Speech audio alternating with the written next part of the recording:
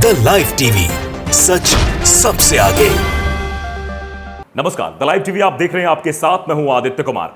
उत्तराखंड में एक बेटी के साथ भारतीय जनता पार्टी के नेता के बेटे ने क्या किया, अभी यह बात ठंडी ही नहीं हुई थी कि उसके बाद अब एक मामला सामने आ गया है कि सोनाली फोगाट के हत्या के पीछे रची गई साजिश में कुलदीप बिश्नोई का नाम है। कुलदीप बिश्नोई वही नेता हैं जो सोनाली फोगाट के अंतिम संस्कार पर जब पहुंचे थे तो वहां उन्होंने वोट की राजनीति की थी, जिसके बाद उनका वीडियो खूब वायरल हुआ था और चर्चा चल गई थी कि आखिरकार किसी के अंतिम संस्कार पर जाकर वोटों की राजनीति कौन करता है।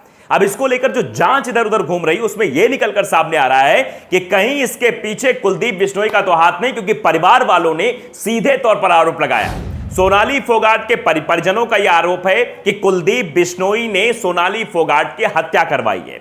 दरअसल सोनाली फोगाट जिस होटल में ठहरी हुई थी, गोवा के जिस रिजॉर्ट में वो ठहरी हुई थी, वहां से जब सीसीटीवी फुटेज सामने आई तो उनके मैनेजर और एक साथी पर पूरी साजिश का आरोप लगा। उसके बाद उन दोनों गिरफ्तारी हुई।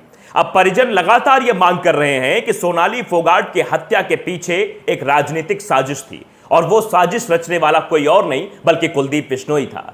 वही कुलदीप बिश्नोई जो जब सोनाली फोगाट का अंतिम संस्कार हो रहा था तो उस वक्त वो पहुंचा था और वहां वोटों की रणनीति बना रहा था।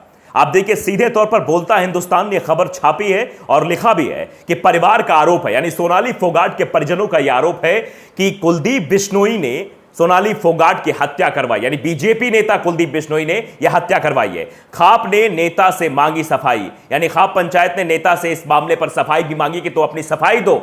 तो आप यह बात समझिए कि मैंने उत्तराखंड की खबर का जिक्र इसलिए किया कि किस तरीके से भारतीय जनता पार्टी के नेता महिलाओं की हत्या करते हैं और महिलाओं को गलत धंधे में भेजते हैं। और वहीं दूसरी तरफ जो खबर आई है वह हरियाणा से है। खबर पुरानी है, सोनाली फोगाट की हत्या हुए कई दिन बीत चुके हैं, लेकिन उसके बाद अब जो बात निकलकर सामने आई वो अपने आप में सवाल खड़े करती है कि आखिरकार भारतीय जनता पार्टी की नेता सोनाली फोगाट की हत्या के पीछे किसी और का नहीं बल्कि भारतीय जनता पार्टी के नेता कुलदीप बिश्नोई का ही हाथ है। यह अपने आप में बड़ी बात है क्योंकि परिजन सीधे तौर पर आरोप लगा रहे हैं। दरअसल बीजेपी के नेता सोनाली फोगाट के जो भाई हैं, रिंकू ढाका जिनका नाम है, उन्होंने बीजेपी नेता कुलदीप बिश्नोई पर अपनी बहन की हत्या करने का आरोप लगाया है कि हत्या की साजिश कुलदीप बिश्नोई ने रची थी। हिसार में बुलाई गई सर्व खाप महापंचायत में रिंकू ढाका ने आरोप लगाया है। अब खाप पंचायत ने कुलदीप बिश्नोई से खाप के सामने अपना पक्ष रखने को कहा है। सोनाली के भाई ने कहा कि मैंने अपने एक परिचित को अस्पताल भेजा था और हत्या के आरोपियों में से एक यानी सुधीर सांगवान से पूछताछ की थी कि क्या उस व्यक्ति को कुलदीप ने भेजा था। सोनाली की मौत के बाद हमने उसे बुलाया और अस्पताल पहुंचा। सोनाली के भाई ने आगे कहा कि जब वो वहां पहुंचा, सुधीर सांगवान उससे मिला और पूछा कि वो कहां से है। उससे कहा कि वो हिसार का है तो सुधीर ने तुरंत पूछ लिया क्या कुलदीप ने उसे भेजा है। उसने कुछ जवाब नहीं दिया, लेकिन कार में सुधीर ने फिर वही सवाल पूछा। खाप महापंचायत के प्रवक्ता संदीप भारती ने कहा कि परिवार ने सीधे आरोप लगाया है कि बीजेपी नेता कुलदीप बिश्नोई इस हत्या में पूरी तरीके से शामिल हैं। खाप भी यह मानती है कि कुलदीप हत्या की साजिश में शामिल है और उन्होंने पुलिस की जांच गुमराह करने की कोशिश की है। ये अब आरोप लग रहे हैं सीधे तौर पर कुलदीप बिश्नोई पर।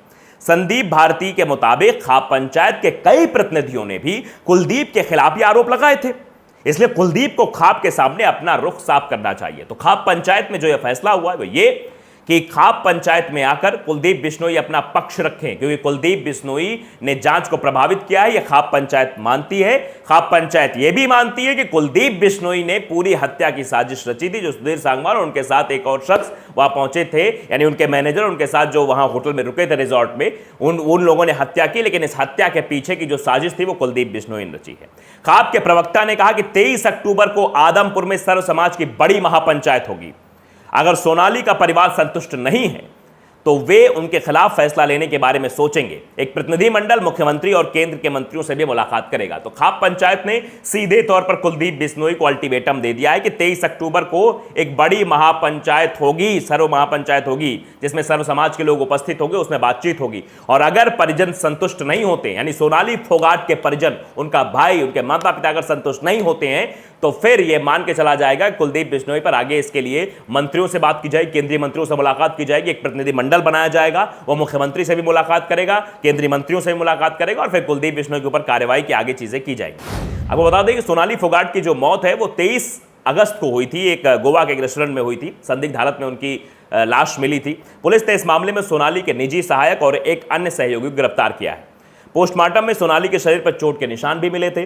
परिवार ने सुधीर सांगवान पर प्रॉपर्टी के लिए हत्या करने का आरोप लगाया है। हत्या की जांच सीबीआई कर रही है। सोनाली फोगाट ने 2019 में बीजेपी के टिकट पर विधानसभा चुनाव भी लड़ा था, वो हार गई थी। वहीं कुलदीप बिश्नोई ने आदमपुर विधायक पद से इस्तीफा दे दिया और बाद में वो बीजेपी में शामिल हो गए।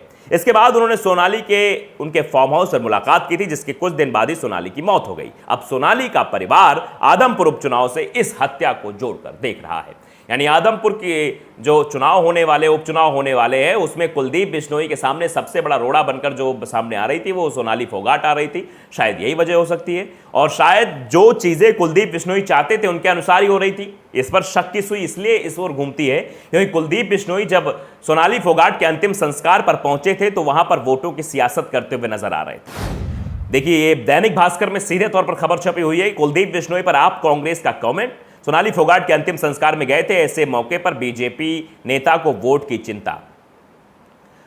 क्या कहा उन्होंने? सोनाली फोगाट के जाने से पार्टी को नुकसान हुआ, वो जिंदा होती तो मुझे और फायदा होता। निसंदेह सोनाली के वर्कर मुझे वोट देंगे, वो उन्हें मुझे वोट देने के लिए कहकर गई होंगी। ये बात कुलदीप बिश्नोई ने सोनाली फोगाट के अंतिम संस्कार पर कही थी। अब बताइए, किसी के अंतिम संस्कार पर कोई जाता है तो या तो उसकी आंखें नम होती हैं या उसके अंदर गम होता है, लेकिन यहां पर ना तो आंखें नम थी ना गम था। यहां पर यह बात थी कि अगर वो गई होंगी, यानी सोनाली फोगाट अगर मर गई होंगी तो उसके पहले वो अपने कार्यकर्ताओं से, अपने नेताओं से, अपने जाति के लोगों से ये कहकर गई होंगी कि कुलदीप बिश्नोई को तुम लोग वोट देना।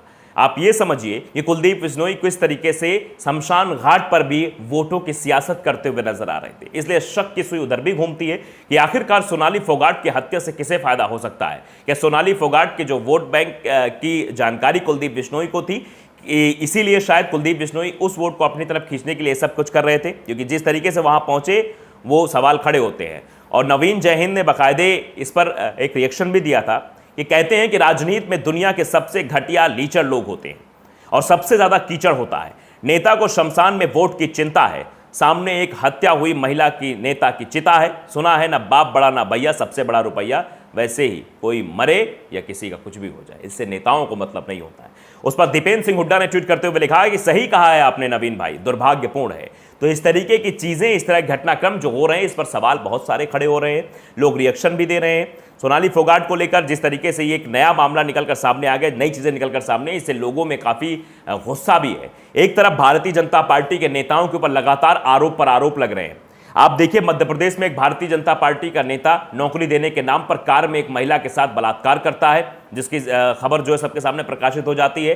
फिर आपने देखा सबसे बड़ा मामला जो इस समय उत्तराखंड में चल रहा है, अंकिता मर्डर केस। अंकिता 19 साल की लड़की जो एक रिजॉर्ट में रिसेप्शनिस्ट का काम करती थी, उससे गलत काम कराया जा रहा था और उसने मना किया तो उसकी हत्या कर दी गई। ऐसा आरोप भारतीय जनता पार्टी के नेता के बेटे पुलकित आर्य पर लगा है।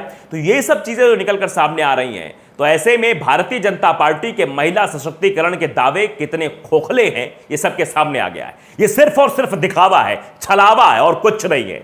महिलाओं के सम्मान के बारे में बात प्रधानमंत्री नरेंद्र मोदी ने भी लाल किले से कही थी, लेकिन क्या आज वाकई में महिलाओं का सम्मान हो रहा है? महिलाओं को मारा जा रहा है, महिलाओं के साथ गलत काम हो रहा है, और वो भी भारतीय जनता पार्टी के नेता इसमें इन्वॉल्व है। कुलदीप सेंगर को आप देख लीजिए, उन्नाव का मामला है, कितने ऐसे मामले हैं। चिन्मय आनंद को आप देख लीजिए, ये सब भारतीय जनता पार्टी के नेता हैं जो इस तरह के कृत्य में शामिल रहे हैं। तो सवाल सबसे बड़ा आखिरकार वही है जो लोग भी पूछ रहे हैं। निगर परवीन नाम की एक ट्विटर यूजर है जो ट्वीट करती हैं कि बेटियां भाजपा में रहकर सुरक्षित नहीं है, यानी भारतीय जनता पार्टी में भी जो बेटियां हैं वो सुरक्षित नहीं है। अब भाजपा नेता सोनाली फोगाट के परिवार ने आरोप लगाया है कि उनकी बेटी की हत्या में कांग्रेस छोड़कर भाजपा में गए कुलदीप बिश्नोई शामिल हैं। बेटी बचाओ का नारा देने वाले लोगों का यही हाल है। तो आप देख रहे हैं तस्वीरें क्या हैं, सच्चाई क्या है, क्या महिलाओं का सम्मान वाकई भारतीय जनता पार्टी के नेता करते हैं? आप खबरों के हिसाब से अंदाजा लगा सकते हैं। तो द लाइव टीवी को अगर आपने सब्सक्राइब नहीं किया, सब्सक्राइब जरूर करिए, बेल आइकन दबाइए ताकि सच खबरें आप तक पहुंचती रहें।